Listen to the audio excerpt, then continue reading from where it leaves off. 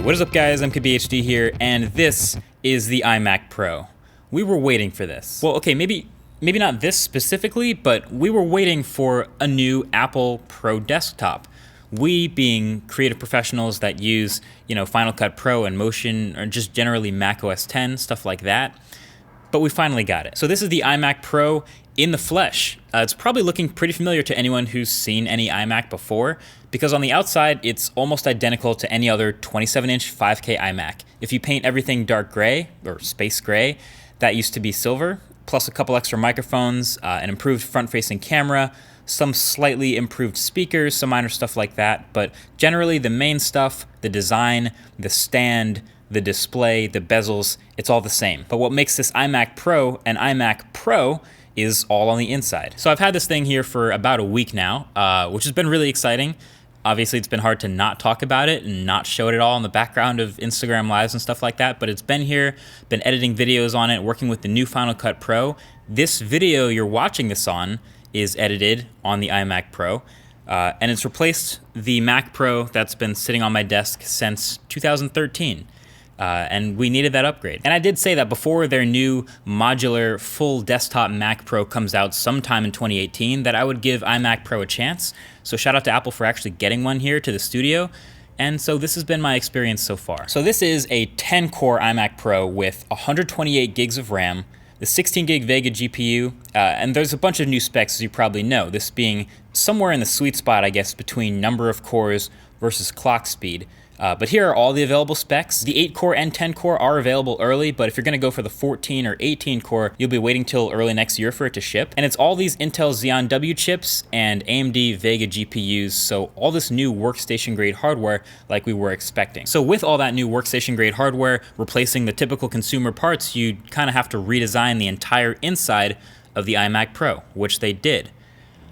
But you'll never see it because they don't let you get inside. There is the bigger ventilation slots on the back of the iMac Pro, but the door to get inside and upgrade any RAM even is gone. It's a completely sealed, non-upgradable machine from the spec you buy on day one. So really, the main way you'd know it's an iMac Pro, other than the new space gray, is the performance. In theory, that's why people are gonna be buying iMac Pro over a regular iMac, because it offers that workstation-grade hardware, that finally upgraded inside, that can handle, like if you're someone like me who's pushing a lot of big raw frames, if you're in Final Cut Pro, if you do motion graphics, if you're pushing a lot of data around, if you're doing a lot of rendering, this will all be faster on a machine like this that can actually handle it. And iMac Pro is indeed faster than a regular iMac. It shows up in synthetic benchmarks, which you'd expect given the newer hardware.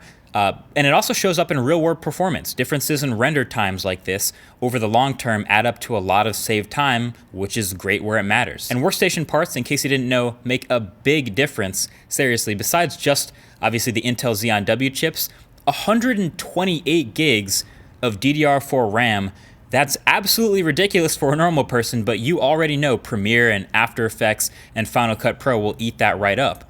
It has a PCI SSD that's getting me 3,000 megabytes per second read and write speeds, which is nuts. Obviously, the massive CPU cores, there's hyper-threading, 16 gigs of video RAM on the graphics card. It's clearly a super capable machine. With the ports on the back, you're getting 4 full-size USB 3 ports and then 4 Thunderbolt 3 USB-C ports, which are good to see, along with, of course, your SD card slot, your gigabit Ethernet port, headphone jack, stuff like that. The funny thing is, I think it's really easy to just hate on the new iMac Pro because it's very expensive and then also not upgradable at all. What kind of Pro machine isn't upgradable? And that's definitely its biggest weakness for sure. But for the hardware inside and the actual specs you're getting, it's actually a fairly priced machine. I priced out a roughly equivalent PC. Obviously, a lot of these parts are brand new, so you can't do it one for one, but it came out to around $5,100, and that's not accounting for the fact that this is all in one. It's a beautiful 5K display, stealth black. Obviously, it's not a Mac. And you would build a PC for different reasons than you would buy an iMac Pro, but I actually don't think the price is that insane. So this guy has a lot of things going for it that professionals value. It just sits on your desk perfectly quietly, doesn't make any noise. Through the days I've had it, I like that about it. It stays pretty cool too. Stuffing all these workstation parts into such a small space has to be a thermal nightmare. And of course, the Final Cut Pro workflow that I have isn't as taxing to the limits as someone using, say, After Effects or Motion. But even still, I'm pushing around these big 8K RAW frames, and I'm able to play back high-resolution previews on the timeline smoothly in Final Cut Pro without dropping that many frames, if any at all, with plugins and color correction applied. So this stuff that would normally choke my Mac Pro is seeing an improvement right off the bat. I like the all black accessories, the black keyboard, the gray trackpad, even the black lightning cable that comes with it. I don't think I've seen that anywhere else before, so that's pretty cool. But long story short, I really like it so far. It feels like the ideal high-end YouTuber Final Cut Pro machine. The main question will be, is it worth the extra money? Because it's clearly much more expensive than a normal iMac. And there are other things to consider, like will the thermal situation hold up over time? Will it stay cool? Will the 18-core version be that much better than the 8 or 10-core version for certain applications? You know, these are all big questions. It's gonna take a couple more projects and some time of really putting it through its paces for a full review, but honestly, so far, I'm not mad at all. Also, for those who I know are wondering, my iMac Pro here is sitting on top of a 12 South High-Rise Pro. Also just got announced today. It's also the Stealth Black, so it's pretty sweet, kind of goes with it. I'll link it below. And just generally, I think I can finally do another new setup tour, or like a desk tour. Maybe thumbs up if you're interested in that. This has been on my desk for so long that my setup never really changed for like the last 5 years, but it's now finally very different. Also, shout out to John, who is also dropping his iMac Pro setup tour, this all black sweet setup tour video today. I'll link that below, so if you want to see a finished iMac Pro setup, that's there. But yeah, thinking about doing mine pretty soon in video form as I keep using this. But that's pretty much it.